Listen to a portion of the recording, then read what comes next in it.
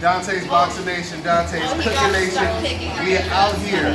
Where are we at? We're out here in Bangkok. There you go. She's from Ireland. Matter of fact, introduce yourself to the world. My name's Hannah and I'm from Ireland and I'm the biggest fan of cooking show. You hear that? Yeah. Biggest fan? And I'm from Ireland. Sorry. No, I can edit it, don't worry about it. All the way in Bangkok, Thailand, y'all. No, Get in it right. Ireland as well. In Ireland, you hear that? DBN is international, My guys. churros are ready now. Ladies and gentlemen, here is the former IBF Junior Middleweight World Champion and the current hard-hitting, undefeated, reigning and defending WBC Middleweight Champion of the world, introducing Jermall Hitman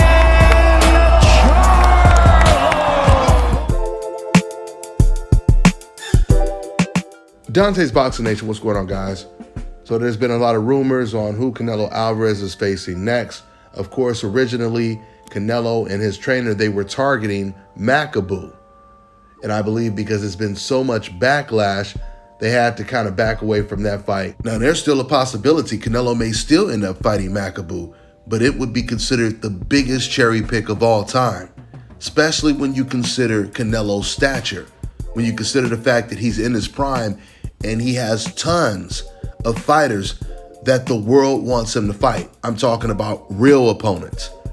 From Charlo to Bivol to Beterbiev to David Benavidez. And that's what would make this one of the biggest cherry picks ever. And that's why I truly believe Canelo Alvarez and his team, they've received so much backlash for even entertaining this fight that now they're looking for better competition to please the fans. The fact that the guy that Canelo and his team really wanted to fight, Makabu, is not even being offered by any of the networks, that clearly tells you everything. That tells you that even the networks are saying, especially DAZN, they're saying, look, man, enough is enough. We let you take a lot of soft touches and paid you a lot of money for it. Now it's time for you to take a tough fight so we can make some of our money back. So there's been a lot of rumors that Canelo Alvarez, he's going to take the one-fight deal and fight Jermall Charlo. That is the fight that makes all the sense. It makes more sense than anything else right now. Charlo has been chasing Canelo Alvarez for 6 years. Both Charlo brothers were actual champions at 154 when Canelo Alvarez had no belt. And both Charlo brothers were calling out Canelo Alvarez. Canelo did not want any smoke with either one of them. Andrade also was a champion there, and Canelo was Andrade's mandatory, and the fight still didn't happen. Then, of course, Canelo, he moved to 160. Both Charlo and Andrade, they moved to 160. Then Charlo became Canelo's mandatory, and Canelo vacated the belt. Fast forward to present day, and now there's a possibility that we will finally get to see this long-awaited fight between Canelo Alvarez and Jermall Charlo at 168. Now, everything has pretty much been rumors when it comes to the talks of Canelo versus Charlo. I hadn't really heard anything that was a solid sign or an indication that maybe it will happen until now. Until I heard what Canelo Alvarez's trainer Reynoso had to say about this potential fight. He just recently said this in an interview, and I quote, "Jermall Charlo is a better fight for Alvarez. I think a fight Charlo is more media friendly.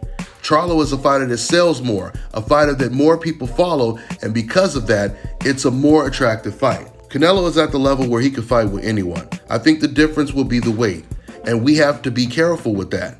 He's fighting in weight classes where he feels strong, and 168 is where he feels strong." Okay, now that all right there sounds extremely positive. I paid attention to Reynoso talking about the weight. He talked about how strong Canelo is at 168. There's no doubt about it. If it comes to Canelo having options, I mean tough options, even though Jermall Charlo and Bivol are like some of the toughest options, the difference is Charlo will have to come up in weight to fight Canelo, a Canelo who probably rehydrates to about 190, which is why he had no problem going to 190 to fight Makabu at a catchweight. I mean, you heard Canelo's trainer show his concern, saying we have to really be careful when it comes to weight. They're saying a lot of different things. Reynoso is saying that he's not comfortable with Canelo fighting the best guys at 175, because once again, Canelo will no longer have this huge size and power advantage. I told you guys already, this is what happened to Roman Chocolatito Gonzalez. When he was in the smaller weight classes, he was making a lot of mistakes. He was getting outboxed in a lot of rounds, but he would always make up for it with his size and power. And he would eventually get those guys out of there. Same thing with Nonito Donaire. Their power and size bailed them out of a lot of trouble. But when they moved up in weight, they no longer had that advantage. The odds were a lot more even, and they both end up getting knocked out. And that's why, once again, Canelo's trainer is talking about we have to be careful with weight. 175 pounds, that's the division right there where the power will definitely be equalized. Now, you also have the fighters at 168 with some of that power that Canelo has as well. Canelo just chose not to fight them, or he hasn't fought them yet. David Benavidez. And then you got David Morrell, who's soon going to be the WBA mandatory, which means if Canelo doesn't want to go up to 175, he's going to have some very, very tough fights at 168. Charlo, David Benavidez, David Morrell, who is probably the most talented of them all. And then you have Demetrius Andrade. But right now, the offers on the table for Canelo is either Bivol or Charlo. So I could definitely see Canelo's team as at least thinking that Jermall Charlo would be the easier fight as opposed to going up to 175 to fight Bivol. Because the main difference is in the Bivol fight, Canelo won't have the weight advantage, the size advantage that he would have over a Jermall Charlo that's once again just transitioning over to a new weight class. And by Canelo fans' own admission, Jermall Charlo is coming off of his worst performance. I told you guys probably a couple of months ago, the smartest move for Canelo would be to take the Jermall Charlo fight right now. Right now, Jermall Charlo, he looked vulnerable in his last fight, but he's still undefeated, which means if Canelo Alvarez is able to beat him, you become the first person to beat him. Why would you wait for someone else to possibly do it, right? If you got the bully picking on you, it looks better if you beat up the bully instead of someone else standing up for you and beating up the bully. You can't brag for someone else doing the job for you. So this would be a perfect time for Canelo Alvarez to take this fight. I've already told you guys, and we already know Canelo's history. He usually fights fighters on this level when they're coming off of their worst performance. But he will still get the credit if he wins this fight. He will definitely still get the credit if he wins this fight.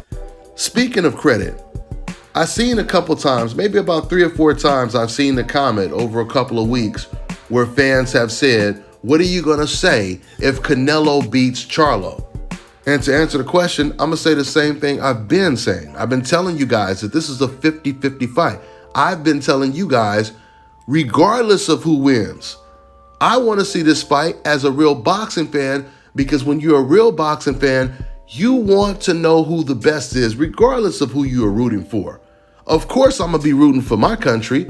Of course, I'm going to be rooting for the man who comes from my country and looks like me. Just like Filipino fans are going to do the same thing with Manny Pacquiao. Just like Mexican fans are going to do the same thing with Canelo Alvarez. But once again, regardless who wins, I still want to see the fight, because then we will know who was the best out of these two. Now, Canelo Alvarez still has a lot of unfinished work to do. You know, I mean, he's still on the track racing, and there's still other people on the track. He's still in the playoffs. He just advances in the playoffs.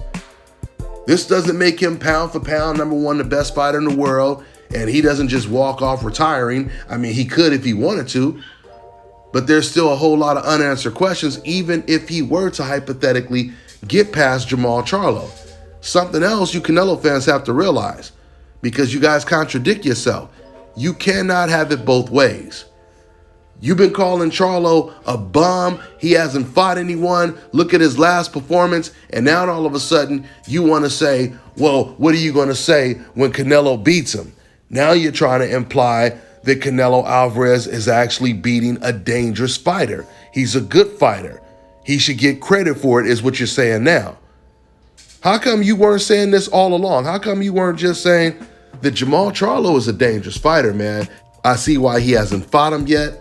There's no guarantee he's going to win that fight. This guy has great boxing skills. He has power.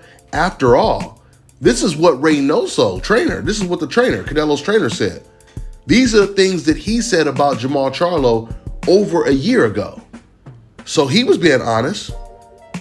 How come none of these fans had ever been honest? We've never seen one single Canelo Alvarez fan give Jermall Charlo the type of credit that Canelo's own trainer gave Jermall Charlo. Once again, these Canelo Alvarez fans, they ain't fooling nobody. They only call the dangerous fighters bums.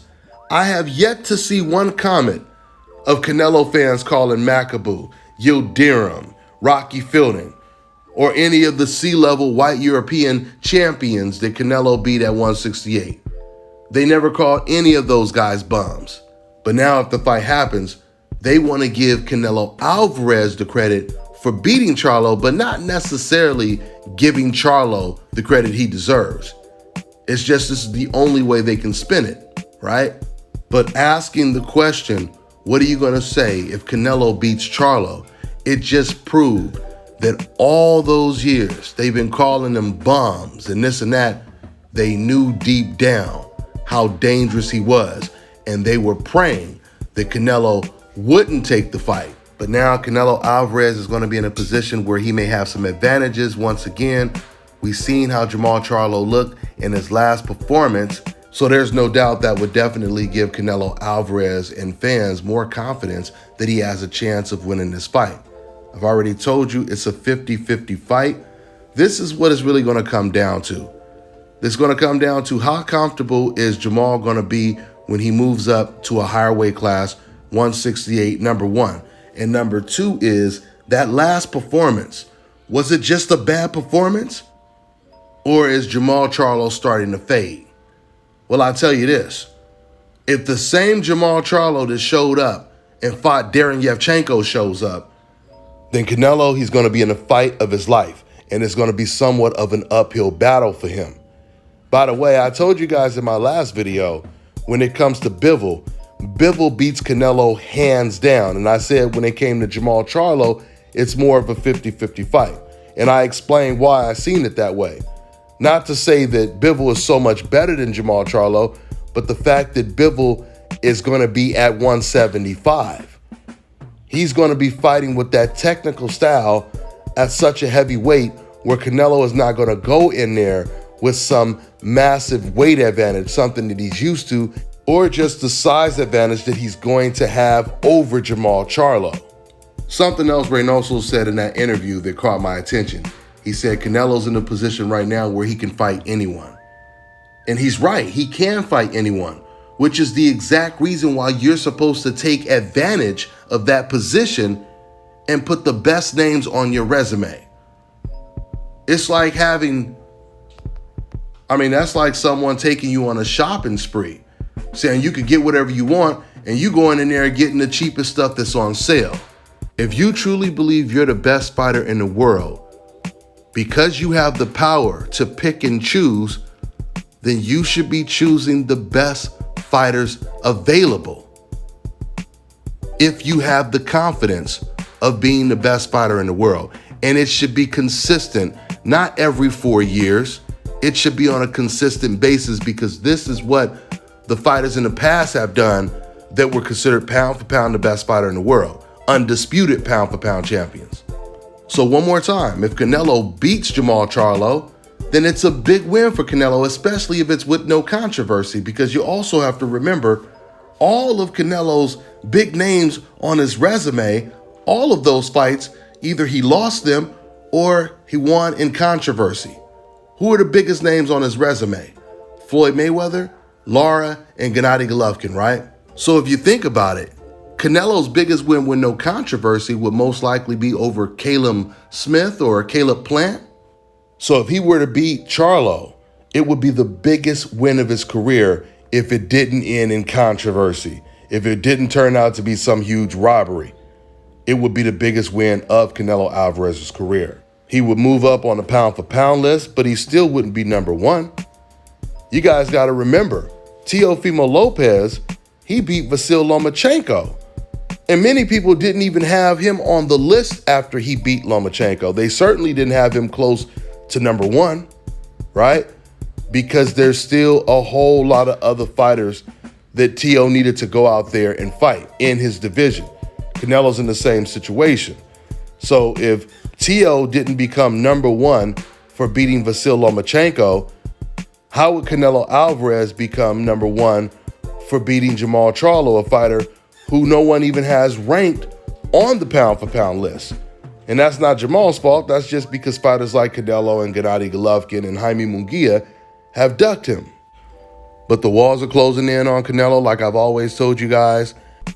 Hopefully this fight gets made. Hopefully, the Makabu stuff is not even in consideration anymore. And realistically, the best news is, once again, Canelo Alvarez, he's only being offered tough fights. He's only been offered real fights. Speaking of the offer, something else that Reynoso, Canelo's trainer, said to sound kind of positive.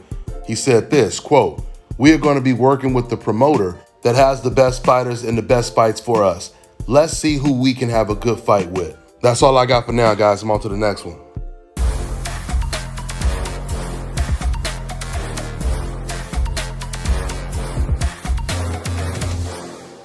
My name is Chris, and I'm all the way here from Anchorage, Alaska at Scalp Carolinas, and I'm here for my second treatment of SMP. Well, I was sitting at home one day and going over my Facebook page, and they have different, like advertisements popping up, and I saw one for SMP, and I saw some pictures of some guys, a before and after, and I was looking at that, and it caught my attention, so I Googled it. SMP, nothing showed up in my area. So, I did a little more research, and all of a sudden, Scalp Carolinas popped up in the web browser. So I started watching his videos and seeing all the reaction from all the other people. We talked on the phone, we made appointments and everything. I sent him pictures, and he looked at them, and I was like, "Can you fix this?" And, he pretty much said, "No problem." My first session, he made me feel extremely comfortable. It was almost like I was talking to family. He started, and during the whole treatment, we talked and, about our families and our life, and, and things that he does and things that I do. And before I know it, the first session was over. When you see someone doing something that they love, as much as I see Enoch Glover love what he does, it shows in his work.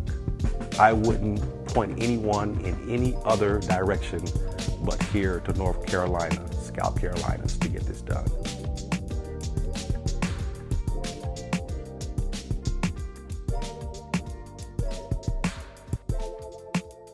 All right, now check this out, guys. If you're looking to repair eczema scars, burns and bruises, dark spots and blemishes, then this right here is the perfect product for you guys. It's called Elo Diki Face and Body Oil. Athletes and top-ranking boxers, they're also using it after training to reduce swelling, inflammation, and to ease the pain. So get yours today. Go to elodiki.com, like them on Facebook, and follow them on Instagram.